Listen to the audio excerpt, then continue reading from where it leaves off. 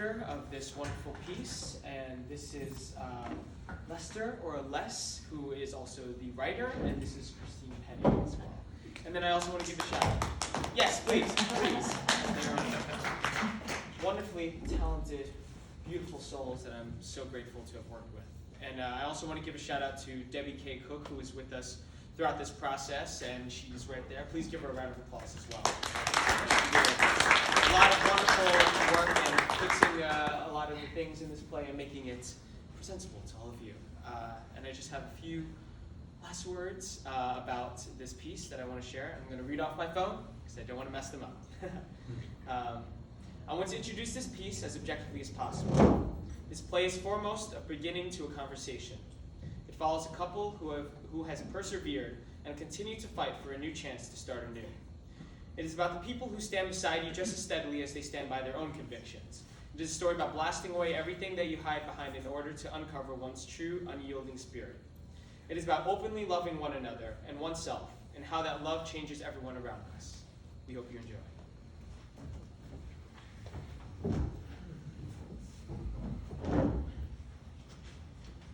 Ercole and Megar, A Couple's Journey, by Lester E.D. Cook. Ercole Cuoco, a person of trans experience who is going through his journey that includes marriage, parenthood, and loss. Megar Cuoco, Ercole's domestic partner and later his wife. She goes through her own transition to find her voice. And Adam, Ercole's voice coach and best man at his wedding. The place is Cuoco's home in the Bronx, New York. The time is over the course of 12 years between 2006 and 2019. Act 1, Scene 1, the name change. Setting, the location is Harlem, New York in 2009. There's a small rise of steps leading upwards from a bank of wall-mounted mailboxes. There's a door on the right side of the landing above the step. The other side of the door is a sofa, a desk with a computer on it, and a rolling chair. At rise, standing next to the mailboxes is a middle-aged woman with a pompadour haircut and compression-bound chest. She is holding a large manila envelope that is addressed to her from her family's attorney in Brooklyn. She begins to scream and race up the stairs, calling for her partner. They're here, my name change papers are here. I can finally start my life. The waiting is over. I get a second chance at life. I get a do-over, a real do-over. No more being ashamed or not wanting to go outside. I will finally be able to love me, and I can finally get comfortable in my own skin. It's official. We are now a straight couple. And I can be all I need to be. How many people do you know get a second chance to do their whole life over? I have a clean slate, and I intend to make the most of it. Hi, my name is Ercole. Action stops. I know that the signs were all there. Really, I did. I just chose to be blind to them. I thought it was all talk. I guess it wasn't. What the fuck was he thinking? What the fuck was I thinking? Was I that oblivious to what he was doing? I know that he mentioned the name change project, but I guess I was just too wrapped up with my moron professors to really pay attention. I can go through this with him. He was there for me when I was diagnosed with multiple sclerosis in '07. He should have left then. So help me goddess, I won't either. Action restarts. I are pleased to meet you. Fade to black. Scene 3, Ercole's monologue. At rise, Ercole is sitting at a bar on a stool with his back against the wall. Megar is sitting on the other stool taking small sips out of a mixed drink. People think it's easy. My Uncle Carmenet said at one point, what are you going to do? Cut off your tits and put on a dick? And he was gayer than a $3 bill. So much for having gay family members being supportive. Meanwhile, the world thinks that the LGB part of the community is so supportive of their teen brethren. Never mind those folks who are born with their genders and their genitalia match. It really isn't their fault. What do they know? They know what they know. And the media isn't always helpful in that department. Definitely the wingnuts, right or left, do nothing to move the conversation forward. For me, the journey to get here now is taking overcoming insurmountable odds and a resolve I never knew I had or realized I would need to have to make this journey. I had to overcome a major suicide attempt. And when I got to the psych unit at the ripe age of 26, after fighting all Labor Day weekend with my ex and my uncle, but that's another story. When I think of it, when I think back on it now, I just shake my head. I can remember getting to Coney Island Hospital's inpatient unit and thinking, maybe if I tell them the truth, I can finally get the help I need to be in the right body. I will stop being in pain. Maybe they can fix my body. I remember telling anyone who'd listen that I was a man trapped in a woman's body. That response cost me 3 months of my life and another 21 years trapped inside the public mental health system because no one would help me until 2009. The drugs they put me on, the neuroleptics, the mood stabilizers, and Cogentin. It was a nasty piece of work, and I'll never forget feeling so devastated and dismissed. It wouldn't be till I get to PI that I would get the help I needed, and even then, it still wasn't what I needed and that was to transition. I told another therapist once that I would gladly transition. I know I'm in the wrong body. I know I'm a man. Nobody wants to give me access to what I need, so I'm kind of stuck. She was sympathetic, but uninformed.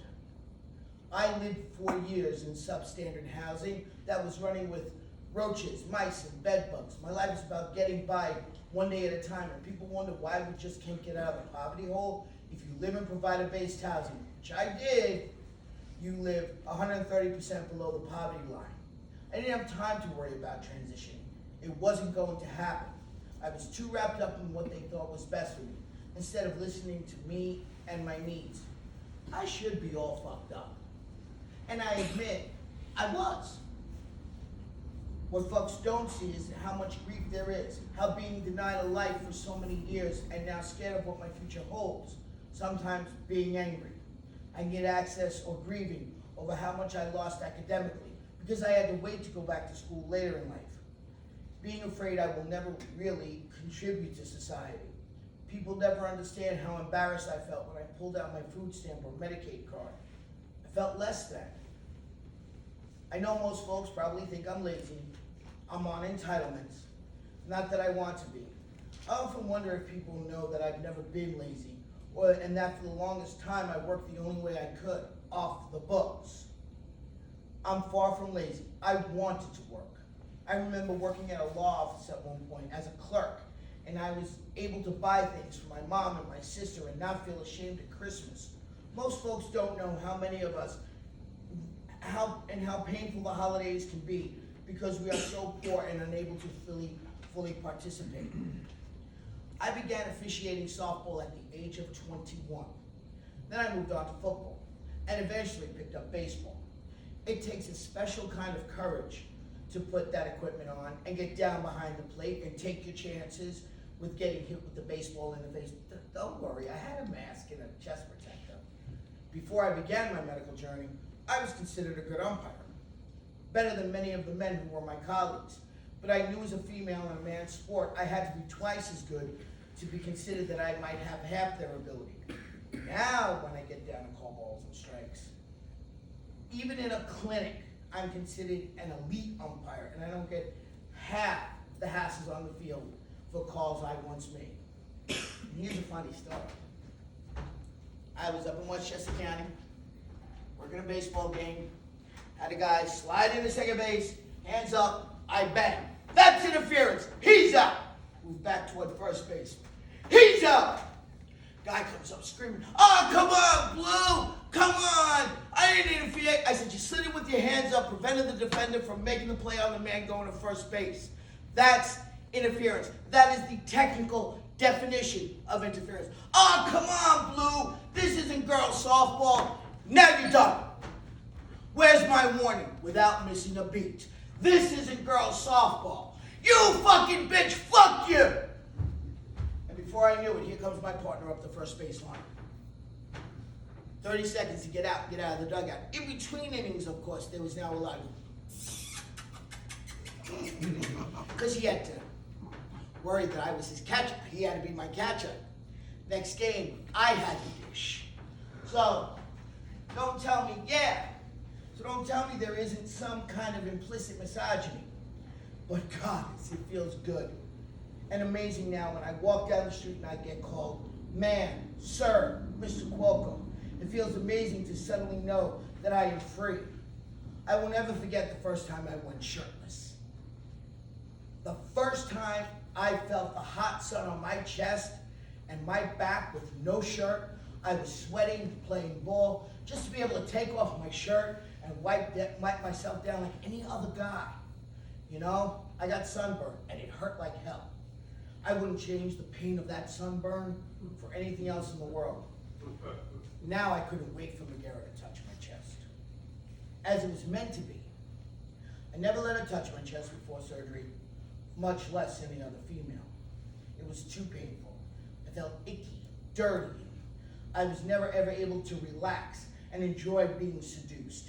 I can now, although, well, that's another story we'll discuss later. Now I worry about having a six-pack of abs. And as I go through adolescence again, I want to be who I would have been if I was growing up in the 70s in the right body, my Sicilian Italian roots in Brooklyn. Some people think this is like a choice, like, oh, today I've decided to wear jeans. People don't understand. You're compelled to transition. Whether you live or die depends upon it. It's like breathing. You have to do it at all costs. Why would anyone submit themselves to the physical challenges transitioning brings?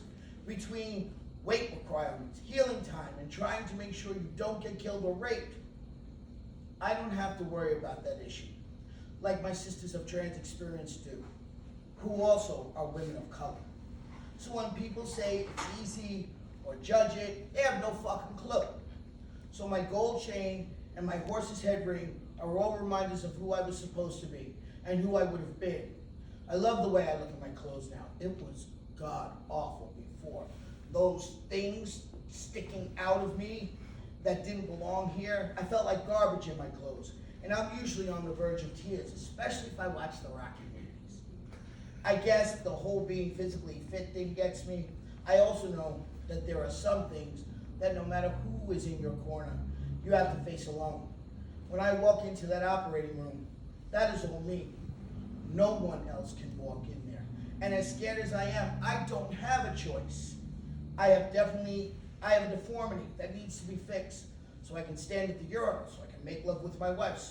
I can't wait to write my name in the snow. I want to be able to stick my rock-hard cock inside Megara and have her walls clamp down on me to the point where I think she will pop my head like a zit. She has often pushed me out. I want to be able to cry in her arms after we have consummated our marriage. For real. Where it is just us, with nothing in between us, and there is no disconnect. I want to be whole. I don't want to feel like an it. I don't want to have to use a piece of fucking plastic to make my wife happy and satisfied. I want to make sure that when we are done, the whole fucking neighborhood needs a cigarette. That's a good line.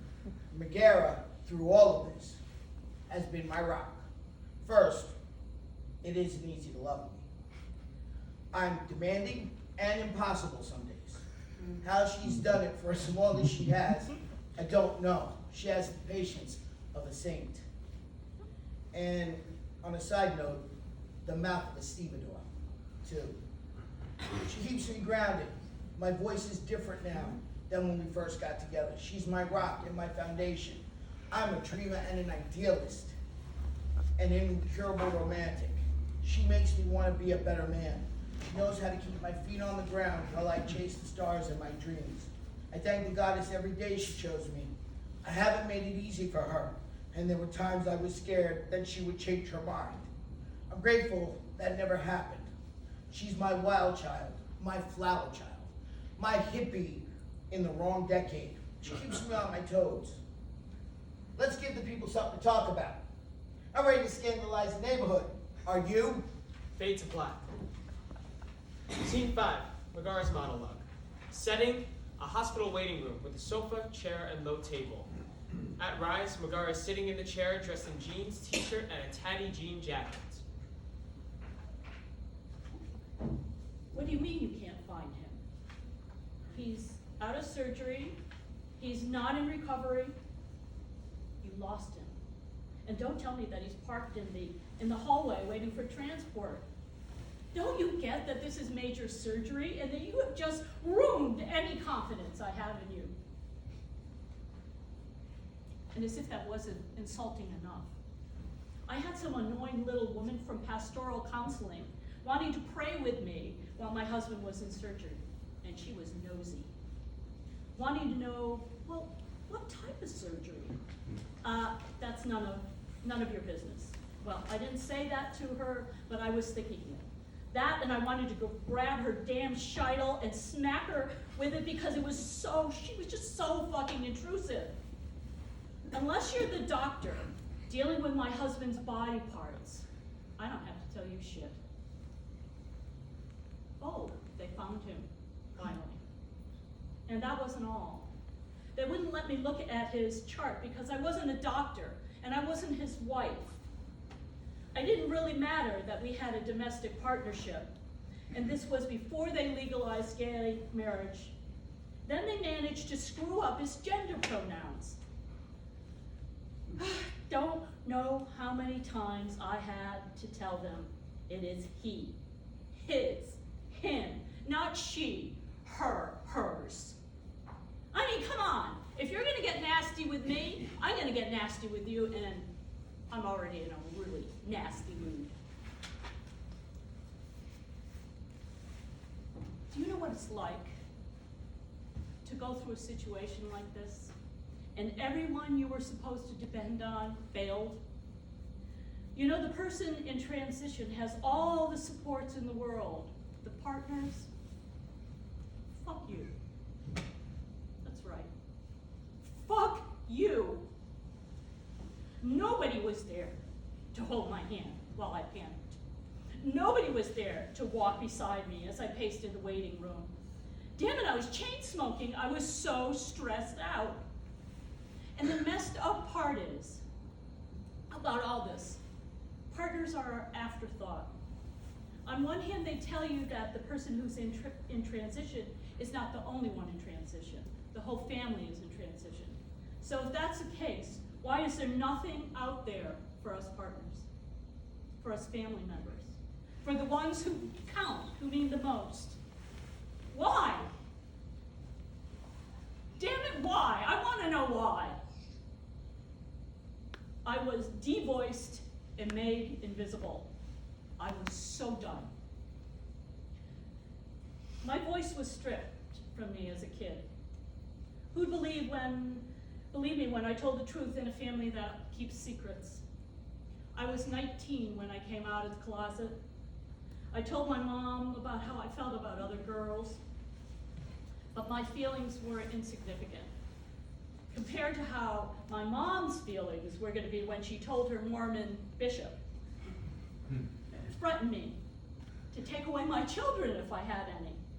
Talk about getting slapped down for the first adult decision you ever made. And like a scared little girl, I ran back into the closet and I jumped into bed and married the first asshole dick that came along. Closed my eyes to all the red flags that were waving, at least until he tried to flatten me. You wouldn't know it, but I was short and fat and so pregnant compared to my over 6-foot Army ex-husband. Scared the crap out of him. I did. Everyone to that point kept me from speaking my truth and telling me I was crazy. And I was crazy from tolerating a lifetime of bullshit. It was no small wonder that for speaking my truth would result in a downhill spiral that would force me to move across the country and start over. So yeah, I spoke my truth and my old life ended, only to have it upended again and again and again until I found my footing. Moving to New York allowed me to live my truth. I found the love of my life, and she was a stone butch. She was the umpire and the referee for men's sports, for God's sake. And then it happened. The red flags, Jesus, for lack of a better word, were waving again. All the signs were there, and I chose not to see them. His preference for male pronouns, his need for chest binders, and his use of a nickname rather than his birth name. And that's not the half of it. He told me that he was trapped inside a woman's body and needed to transition. I'd finally gotten to having my own voice as a lesbian woman in my own right. And now he was gonna take that and upend that too. Goddess, I was pissed, I was confused, I was stunned. What the hell was I going to do? There was no way I was gonna lose my voice again. I loved myself too damn much to let that ever happen again. Never, ever again. Boy, was I wrong. It did screw up my voice, and it wasn't him that did it. As a lesbian with another woman, no matter how butch, I could order my dinner at a fancy restaurant and have my opinion validated by colleagues and by my compatriots. The illusion of testicles clearly ended that immediately. It still happens today. At dinner at Delmonico's for our first wedding anniversary was a reminder of that. The waiter was asking him to order for me. Now, being ever the lady, I made the appropriate noises about him ordering for me. Of course, I'd already told him what I wanted, but I wasn't going to blow the illusion of being a good little woman with nary a brain cell beyond her hair and makeup and little black dress. He, being the gentleman, reminded the waiter that I was a big girl and could order for myself, that I was a personal chef in the real world. So, don't screw with my steak. If I say blue, I mean blue. Beyond that, his transition did screw with my voice again, and he was ever so patient. Throughout our entire relationship, he reminded me that I needed to have a life outside of him, and that my voice was who I was, with all its lumps and bumps and bruises, and I needed to be clear in what I wanted from him, and that came with some baggage. It was then thine honorable son decided it was a perfect time to show up in my life, not to mention the head games that he caused with Ercole.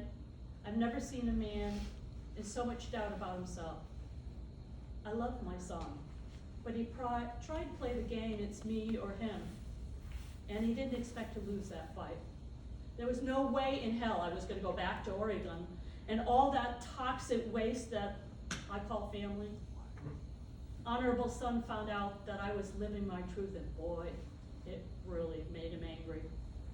Don't get me wrong, my kids are an important part of who I am. But I'm more than a mama, a wife, a daughter, a sister, whoever else, and everyone else, to everybody else. In truth, I had to find out who I was first.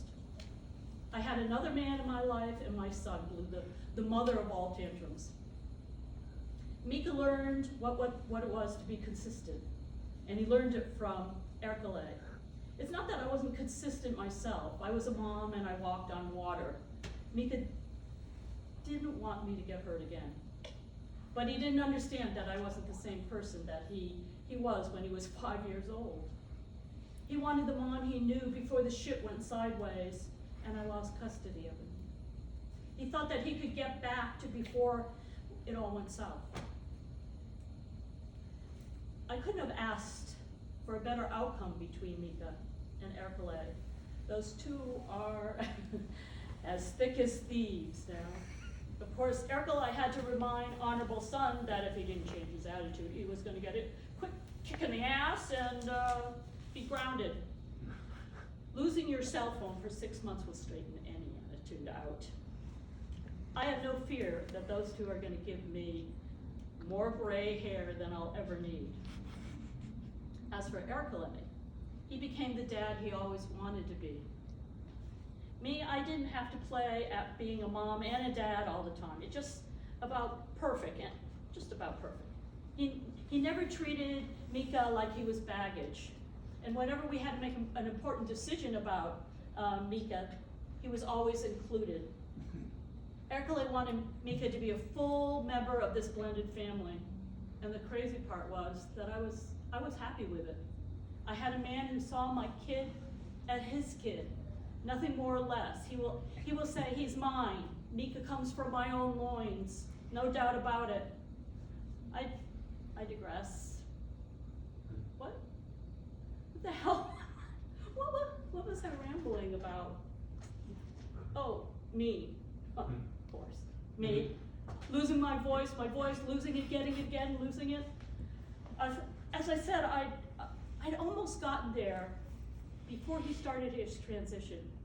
But I made a promise to myself that I would never marry again after divorcing my son's father, and a string of bad relationships afterwards. I was just turned off from committing to someone in a very permanent way.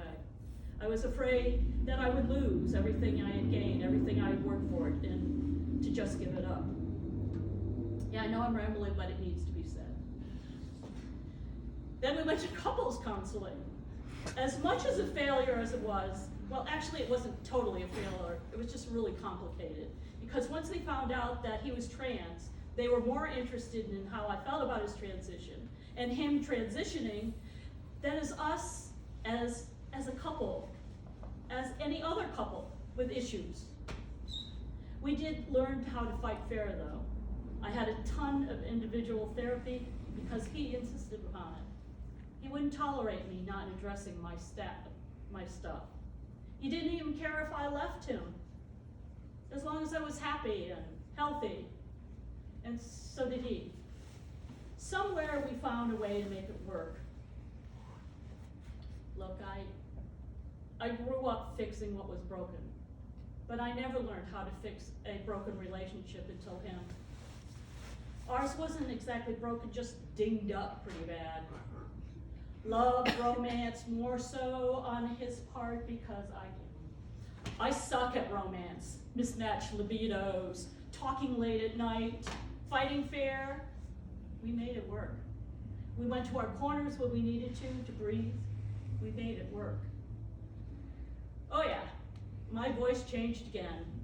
We learned how to give and take, build on each other's strength and shore up those areas where we were individually weak. Fight passionately and love scandalously. I intend to grow old with this man. I really do. And I will go to my grave knowing that everything was worth it. So yeah, his transition did change everything. It changed me too. And I think I'm a better person for it. Lights dim. 2 spotlights shine. One on Megara, one on Ercole, Adam, and the doctors. Ercole is on a gurney with an IV connected to his arm. Ready to go, bud? Yeah, it's taken a bit to get here. But was it worth it? Oh, hell yeah. If it weren't for her over there, I wouldn't be here today. I'm a better man for her. She helped me be a better father for him. She's my hero. And don't let her go. She's come with you on this journey this far, and this is meant to be. I don't plan on letting her go. She's my rock, my angel, my everything. Take care of her while I'm in surgery. I Let promise. her know that I love her, and I'll be back soon. I promise. Meg, I love you. I have always loved you. I love you. Come back to me. Fade to black. Curtain falls.